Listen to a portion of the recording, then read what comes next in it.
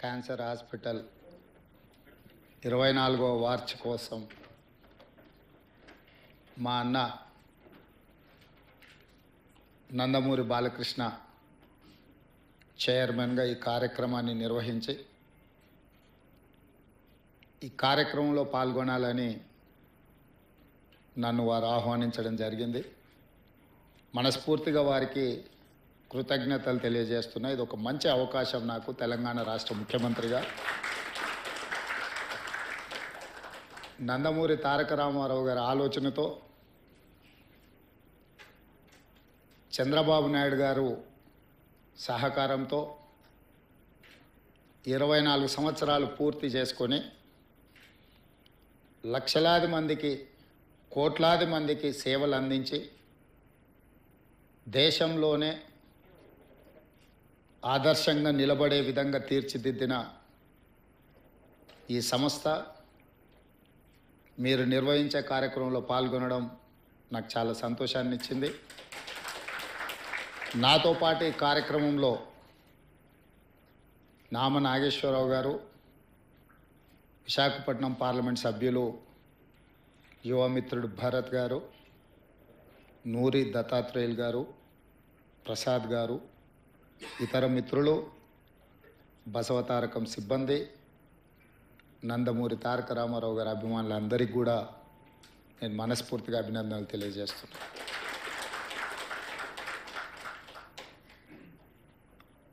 నందమూరి తారక రామారావు గారు తన కుటుంబంలో జరిగిన ఒక విషాదకరమైన సంఘటన, బసవతారకమ్మకు క్యాన్సర్ రావడం ద్వారా వారిని కోల్పోవడం, కుటుంబంలో మనకు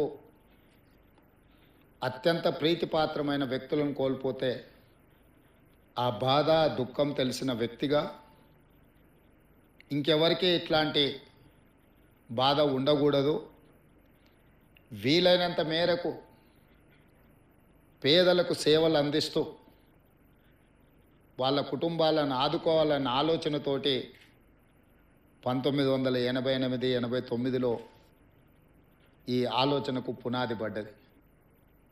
ఆ ఆలోచన ముందుకు సాగకపోయినా 2000 సంవత్సరంలో నారా చంద్రబాబు నాయుడు గారు రెండవసారి ముఖ్యమంత్రిగా బాధ్యతలు చేపట్టిన తర్వాత ఆనాటి ప్రధానమంత్రి అటల్ బిహారీ వాజ్పేయి గారిని పిలిపించి ఈ సంస్థను ముందుకు తీసుకెళ్ళాలి, నందమూరి తారక రామారావు గారి యొక్క ఆలోచన సంక్షేమము అభివృద్ధి విధానాలను కొనసాగించాలని వారు పట్టుదలతో ఆనాటి దేశ ప్రధానమంత్రిని ఇక్కడికి రప్పించి ఈ యొక్క గొప్ప అద్భుతానికి పునాది రాయడం జరిగింది. ఆనాటి ఆలోచనను నందమూరి తారక రామారావు గారు నిస్వార్థంగా ఎలాంటి లాభం కానీ ఎలాంటి స్వార్థం కానీ లేకుండా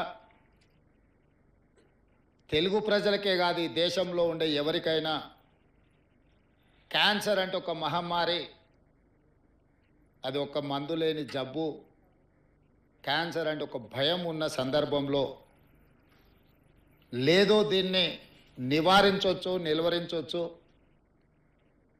నయం చేయొచ్చు అనే నమ్మకాన్ని కల్పించడానికి వారు ఒక నిర్ణయం తీసుకొని ఆ నిర్ణయాన్ని ముందుకు తీసుకెళ్తూ ఇవాళ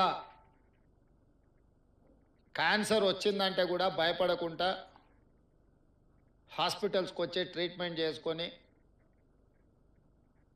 పూర్తిగా బాగు చేయించుకొని నవ్వుతూ బయటకు వెళ్ళే పరిస్థితిలో ఈరోజు ఈ తెలంగాణ రాష్ట్రంలో హైదరాబాద్ నగరంలో దేశంలో ఉండే వాళ్ళకి ఎంతోమందికి మేలు జరుగుతుంది అని అంటే ఆ రోజు వారు ఏ కళ అయితే కన్నాడో, ఏ విధంగా అయితే పేదలకు సహాయాన్ని అందించాలని వారు ఆలోచన చేసిండ్రో ఈరోజు అది అమలు జరుగుతుంది. తప్పకుండా స్వర్గంలో నందమూరి తారక రామారావు గారు మనల్ని అందరినీ ఆశీర్వదిస్తాడు. ఇక్కడ ఇందులో ప్రధానంగా ఇందులో భాగస్వామ్యం పంచుకొని ఈ నిర్వహణలో, ఈ నిర్మాణంలో ఆర్థిక సహాయాన్ని అందించడమే కాదు, ఇక్కడ సేవలు అందిస్తున్న సిబ్బందికి కూడా ఎప్పుడూ వారి ఆశీర్వాదం ఉంటుంది అని చెప్పి నేను బలంగా విశ్వసిస్తున్నాను, నమ్ముతున్నాను. అదేవిధంగా ఈ సంస్థకు సంబంధించిన లీజ్ విషయంలో కానీ ఇతర అనుమతుల విషయంలో కానీ వారు నా దృష్టికి తీసుకొచ్చినంబడే క్యాబినెట్లో పెట్టి తక్షణమే క్లియర్ చేసిన. ఎందుకు అంటే ఈనాడు కొన్ని ప్రత్యేకమైన పరిస్థితుల్లో మేము ఉన్న ఈ హోదా, ఈ గౌరవం వారు ఏ స్వార్థం లేకుండా ఏర్పాటు చేసిన ఒక రాజకీయ పార్టీ మాకందరికీ అవకాశం కల్పించింది. ఆ ఆలోచనను, ఆ విధానాన్ని ఆ సంస్థలో పేదలకు సేవ చేయాలన్న ఆలోచనను అలవర్చుకున్న మేము తప్పకుండా ఇట్లాంటి కార్యక్రమాలకు అండదండగా నిలబడడం జరుగుతుంది భవిష్యత్తులో కూడా. అదేవిధంగా ఈ వేదిక మీద నుంచి ఒక్క మాట చెప్పదలుచుకున్నాం. మనలో ఉన్న ఆట నైపుణ్యం వెలికి రావాలి, ప్రజల గుర్తింపు జరగాలంటే నైపుణ్యం కలిగిన ఆటగాడితో పోటీ పడాలి అని పెద్దలు చెప్తూ ఉంటారు. ఈరోజు పక్క రాష్ట్రంలో నారా చంద్రబాబు నాయుడు గారు ముఖ్యమంత్రిగా బాధ్యత చేపట్టిన తర్వాత అభివృద్ధిలో, సంక్షేమంలో వారితో పోటీ పడి ఈ రాష్ట్రాన్ని ముందుకు నడిపించే అవకాశం నాకు వచ్చింది.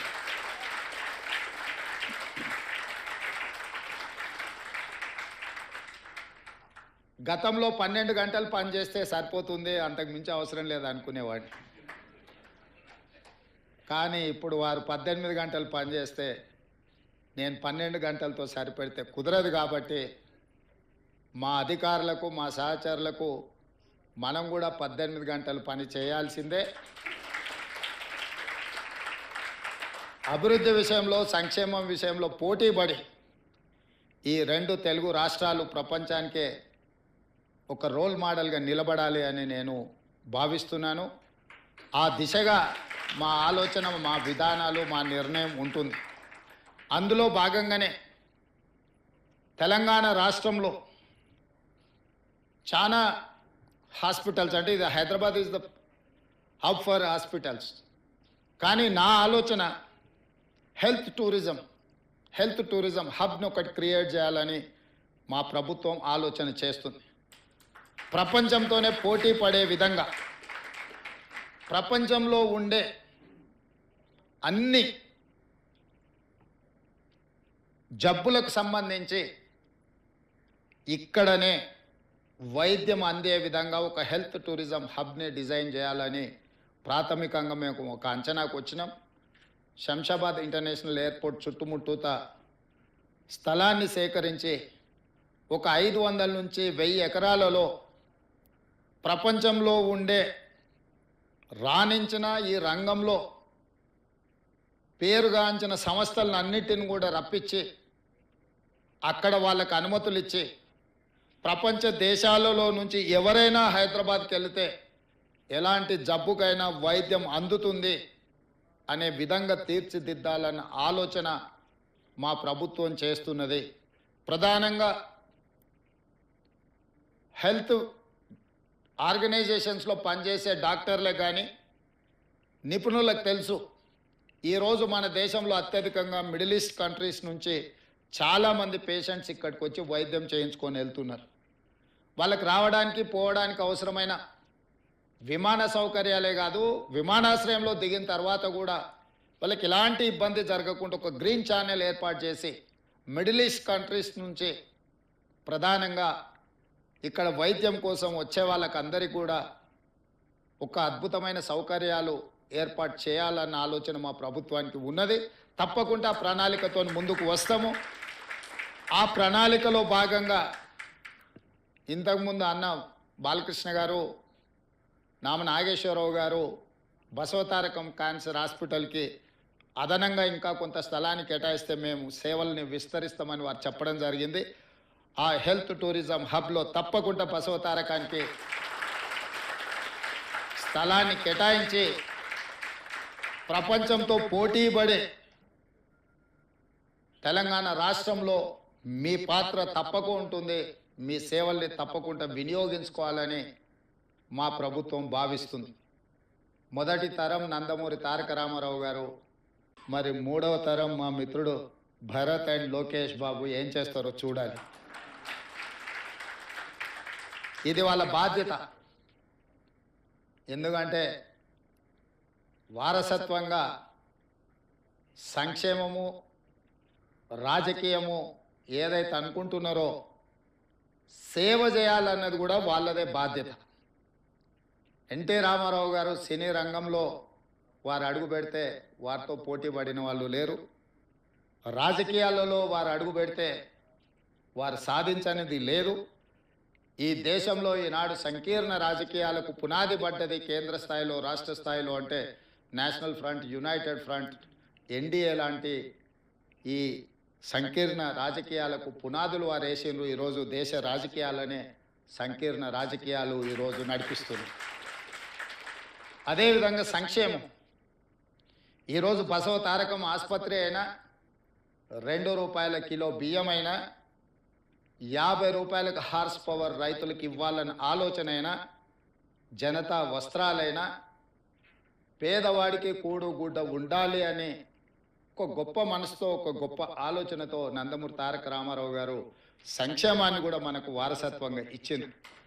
అందుకే యువమిత్రులు లోకేష్ అండ్ భరత్కి నా సూచన, సినీ రంగం ఎలాగూ మా బాలకృష్ణ గారు చూసుకుంటారు, అది వదిలేసి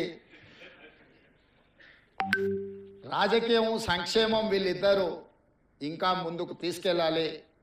వారికి బ్రాహ్మణి గారు, తేజు వీరు కూడా బాధ్యత తీసుకొని ఈ కార్యక్రమాన్ని ముందుకు తీసుకెళ్లాలని వారికి సూచన చేస్తూ ఇంత మంచి కార్యక్రమాన్ని ఏర్పాటు చేసి మా బాలయ్య బాబు గారు 25వ వార్షికోత్సవానికి రావాలని వారు ఆహ్వానించారు. కానీ చైర్మన్ బాలకృష్ణ గారికి నేను ఇంకొక మాట ఇస్తున్నా, 30వ వార్షికోత్సవానికి కూడా నేనే వస్తాను.